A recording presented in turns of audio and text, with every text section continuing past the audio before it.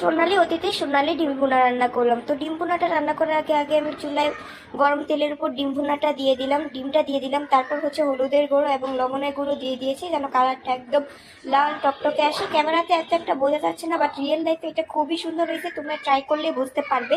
আর এখানে আমি পেঁয়াজ কুচি দিয়ে দিয়েছি, যেটাকে এখন মরিচটাকে দিয়ে দিব, মশলাটাকে ভালোভাবে কষাবো, তাহলে ডিম ভুনাটা খেতে আরো বেশি মজা হবে। খুবই সিম্পল একটা রেসিপি ডিম ভুনা, এটা চাইলে তোমরা যে কোনো ভাবে ট্রাই করতে পারবো। তারপর পরিমাণ মতো আবার লবণ দিয়ে দিয়েছি, যেহেতু ডিম ভুনা করছি একটু ঝোল ঝোল থাকবে। তারপর এখানে মরিচের গুঁড়ো দিয়ে দিব।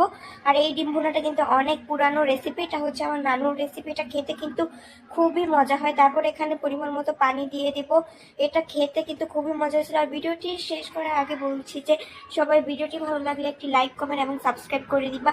দেখো কথা বলতে বলতে আমার ডিম ভুনাটা অলমোস্ট অনেকটা রেডি হয়ে গেছে। আর এটা ডিম ভুনাটা খাইতে কিন্তু এত মজা হয়েছিল যা বলার বাইরে। আজকে এতটুকুই, আল্লাহ হাফেজ, দেখা হবে নেক্সট ভিডিও।